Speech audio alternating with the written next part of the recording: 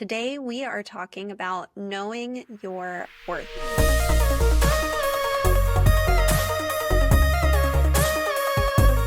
Hi everyone, my name is Michelle Kline and I am the founder of DogCo Launch and the host of DogCo Secrets. So this is a common phrase that I hear thrown around a lot in the pet care industry when we're talking about pricing or we're talking about the way that we interact with clients. It's this idea of know your value, know your worth, and very often I hear this connected to this idea that we should never discount or we should charge premium pricing, and it tends to get kind of looped into that bucket. I think about this idea a lot. I think about the idea of value and the idea of why people pay what they do for certain services, why people value things the way that they do. So today we're going to deconstruct a little bit of this idea of know your worth, know your value within a business context specifically. And I want to go ahead and preface, I could see this ruffling feathers. I hope it doesn't, but also I think it's valuable dialogue, valuable conversation. And so let's get into it and we'll see what happens. So I wanted to speak to this idea of know your value, know your worth, because I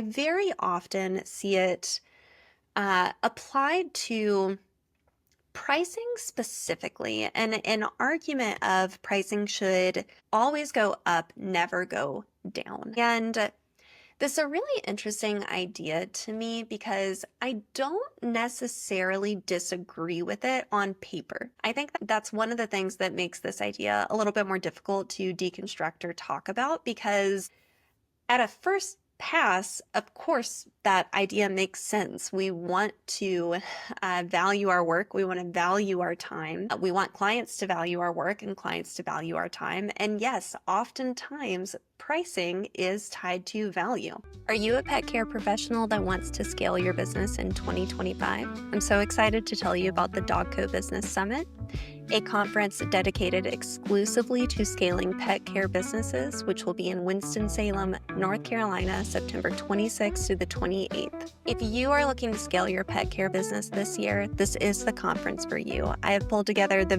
very best people I can find to help inform our industry, to educate our industry, and to help businesses get to the next level. With speakers like Jamie Troll and Joey Coleman, you are sure to take home really actionable information to put into your pet care business to help you grow. Tickets are on sale now at dogcosummit.com. Get yours before it's gone. I am a huge advocate for companies being the price leader in their local market. You know, when somebody tells me almost like hesitantly, well, I'm already the most expensive, my immediate reaction is always, hell yeah, you are. That's awesome. Like, I love that for you. I like that market positioning for you. But one thing that I think is also important in this idea of knowing your value, knowing your worth, is what matters a lot more than your perception of value is the client perception of value. And that is what we actually need to get a lot of clarity on, and what at the end of the day we are looking to influence. Now hear me, I already said I might ruffle some feathers. I am not an advocate for anybody devaluing what they do by any means. But I think at the end of the day, what we really want to do is get clarity on our target clients and what they specifically value,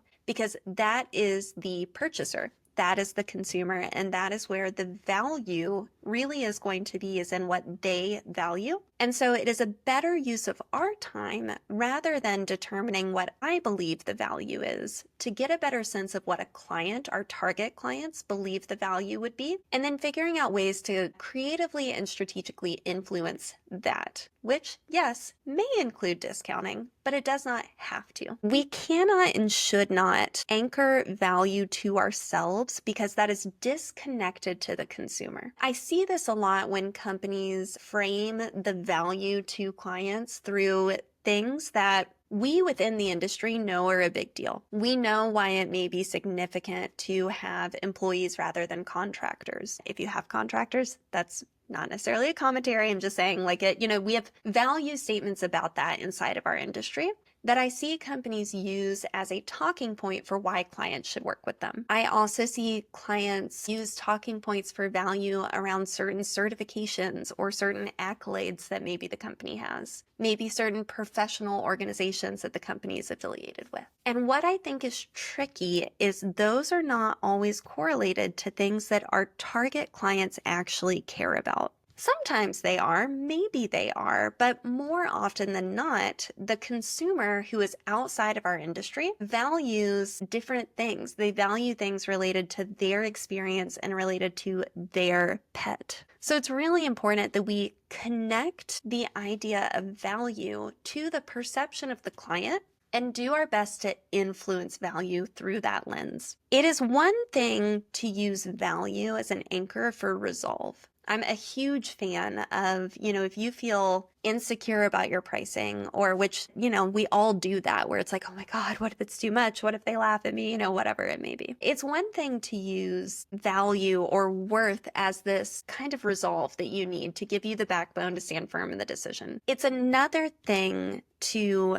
be inflexible in your sales processes because, well, we know the value. If they don't see it, then they're not for us. The reality is we may not have put things into the value of the client so that they could make an easy yes. When we have positioned things through the value that we hold, rather than the value that the client holds, that creates a dynamic where it can be really difficult for the client to really understand the value to them. And as the consumer, it is far more important that they understand the value to them than that they understand the value to us. Our value can add color, it can add flavor, but the most important thing is that the client really understands, why does this provide value to me? The client is the one writing the check. They are the one processing. Well, we may process the credit card, but they're the one with the money on the line. They are the ones paying us. So we have to price and create value in alignment with their perception of worth and value. Okay, now that I've made my case for it, let's talk a little bit about what value is to begin with. So value is the space between what something costs and purchasing willingness. So if you're watching this on YouTube, I'm kind of using my hand as a measure. But if we price something at a certain number, our goal is then to create this distinction of value. So to add as much value in to be able to anchor so high the client's perception of, wow, that's a good deal. What is really interesting about pricing is, at the end of the day, money is very arbitrary. It is an arbitrary construct if we really want to go there, but it's very arbitrary in terms of value. If I offered you a stick of gum for $100, you would look at that and say, wow, that is really expensive. Like, what is this, Willy Wonka gum? Like, will it taste like an entire meal? You would immediately doubt that what I'm offering you is truly that valuable. However, if I offered you a car for $100, you would associate that as being so questionably low as a price point that you would question, is there value in this at all? Does the car even run? That's probably the first thought that came to your mind. If it does run, how safe actually is it? Clearly, you don't value this very much. So pricing can be an indication of our value of the service, but more than that, it's an indication of what we need to frame or stack within the offer to help elevate the client's perception of what makes a quote-unquote good deal. The client's perception of value is what determines the height of the price that you can charge. So if we're looking at maybe the price is anchored, let's say we have anchored a price point for something at $50. I just picked a number so that we have something to work with. We then want to put as much value above that $50 in the space between price and willingness to buy to help them feel, wow, I'm getting a really good deal for $50. That price point makes sense, and there's a lot of value inherent in that based off the way that this has been framed and what it is included, or what is included with it. So, how can we enhance perceived value with the client? Because that's what we're really talking about. How can we position whatever we're offering so that the price point is anchored way below perceived value? That's going to increase willingness to pay. So, there are two strategies we can do if we're looking to increase value. And I hope you're getting value of this off of the audio version because I am using my hands a lot in these demonstrations. So, it is what it is. Flip to YouTube if you feel like you missed anything. Okay. So, number one is, and I'm not necessarily suggesting this, I'm just saying it is a strategy we can use. We can decrease price. So, if willingness to pay is anchored here, like top of my head level, and we are not having clients move forward, we're trying all these different things to get people into our lead flow. We're trying to nurture our leads. We have like a really compelling offer that we've put in front of them that we're trying to get them to purchase and come in to utilize. One thing we can do, this is not my recommendation, but it is a strategy, is we can look at discounting or framing the price as lower for clients to increase the perception of value between price point and willingness to pay. So if you're watching the video or listening to me, I have price point anchored at my chin. I have my top hand anchored at the top of my head for willingness to pay. We can create more perceived value, the space in between, by dropping the price, i.e. dropping my hand down to my elbow. That's going to increase the perception of value by lowering the price. We can do that through doing discounts, by doing one-time, buy this now, get this free thing. There are a lot of different ways we can do that, but the basic concept is we drive the price down. We drive the price lower. Most businesses I work with don't want to do that. And to be honest, I don't like to discount things either because you, especially in the pet care industry, have a margin that you need to be very protective over because it's, compared to other industries, maybe not the largest margin ever. Like, a healthy margin in this industry for a fully team-based company where the owner's out of the field is going to be oftentimes somewhere between 20 and 30% profit margin. That is not a ton of meat on the bone, just as far as we want to be protective about it. We want to make sure that we're not throwing 5, 10, 15% out the door because that is going to really devalue your profit margin, which is what your take-home pay comes out of. And I want you to pay yourself well. So that brings us to the question, how can I increase perception of the value of what I do, the services and products that I offer, without decreasing the price? So with this framework, what we're looking to do, if we have the price point anchored at my chin, willingness to pay at the top of my head, instead, we want to look at how can I elevate willingness to pay? How can I push that even further up? And how can we do that? Okay, so there are 3 things that I want you to take from today's podcast that are strategies that we can do to elevate the willingness to pay by increasing perceived value above the price point. All right, so number 1 is we can get better at framing the value of what we do. This sounds small, but it's actually huge. Framing is wildly important when it comes to sales. It's helping people truly understand what they are getting. If you are in Robert Strickland's Next Level Pet Care Business group, which is phenomenal. I'll make sure there's a link in the show notes. He talks very often, sell the vacation, not the flight. That is one way that we can enhance the perception of value, is to really focus on how we have framed things to begin with. So for example, to provide a little bit of contrast, you could frame something, your service, as we provide dog walking and in-home pet sitting services. It's very direct. It's to the point. They know what you do. That is very different than framing something as an example of, we are the last pet-related care app you will ever need on your phone. That's a destination. That's a state of mind. That is man, I'm not going to have to dig around for care. This is if we want to position your business as a one-stop shop, we take care of it all when it comes to care for your pet. That's framing I would encourage. We are the last pet care related app you'll ever need on your phone. That's attractive to people. That's very attractive to people that are used to juggling care around. Maybe they have 3 different boarders or 3 different dog walkers that they know they'll have to call to try and get in with for a trip. Or maybe they have a dog walker, but they know that, if their dog walker calls out sick, they don't have backup. That would be really appealing to a certain type of client avatar with that messaging. But you'll notice that messaging really wasn't how we're getting there. It's what destination do we arrive to at the end? It's that peace of mind. It's a very visceral feeling. The framing can be a really helpful way to increase perceived value.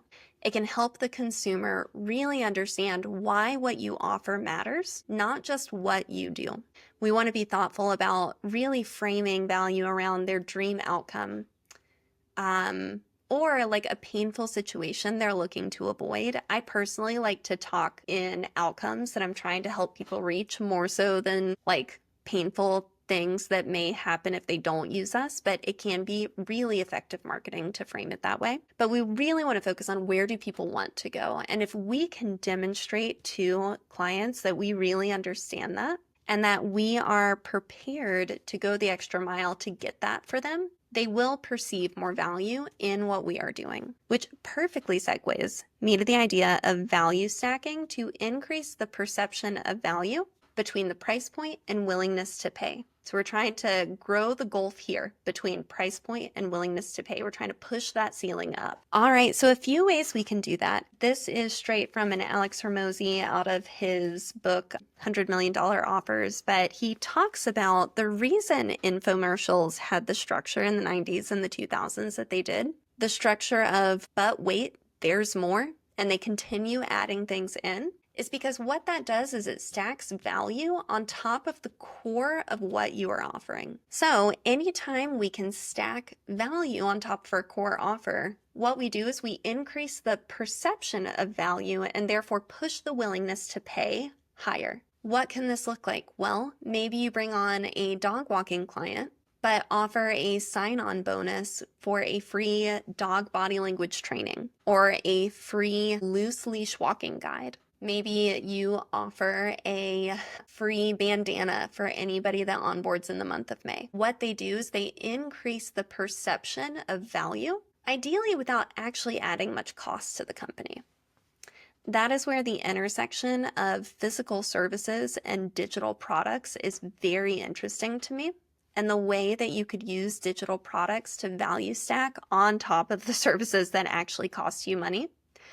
Because digital products tend to be more of a one-time investment and then you can use them ongoing. So looking at, and it doesn't have to be digital products, but what could we provide to people that would help them feel like they are getting a better deal, quote unquote, a better offer without incurring more cost to us? So one way we can do that is with adding these bonuses, adding more on to the original offer. These don't have to be ongoing things like, get this, not discount, but like get this extra thing for forever. They can be one-time offerings, but what they do is they value stack, they increase the perception of value, and they tip the consumer over into a purchasing decision. The other way that we can value stack is we can add a guarantee onto what we are doing. So the most common guarantee you've probably seen is, if you're not happy, get your money back, get a refund. You don't have to use that as a guarantee. There are a lot of different guarantees you could roll out. But the idea is that we show the potential client, I have something on the line too. I am willing to risk in order to prove and to validate to you that this is the right idea. This is what you should do, and I'm here to back it up. That in and of itself is going to create more perceived value, which will increase the likelihood of and willingness of a client to spend. All right, and then final strategy on increasing perception of value is going to be creating enough social proof around what you are offering through reviews, testimonials, word of mouth, different things to help validate this is a good investment of your money. You are not going first. This has been tried and tested on somebody else. And what it does is it adds this sense of guarantee, again, to the potential client because they see that and they believe a review, which they should. These are legit, we want to show legitimate reviews. But what it does is create more stacked value to where they say, okay, so-and-so had amazing things to say. And I may not trust Michelle yet. I may not really know Michelle yet, but I do know, insert whoever left the review. And I trust what they say. And the fact that they were willing to leverage their reputation against hers tells me that this is a good idea. It's a good investment. So the more that we can stack social proof, the more that we are going to be able to increase that perception of value. So if you are looking to increase client willingness to pay, focus on the following 3 things, just in summary. We want to focus on framing. So how are we presenting the services to begin with? Remember, we want to sell the destination, not the flight. Where are they trying to go? How can we paint that in this really vivid picture for them and help them believe that by working with us, they will get there?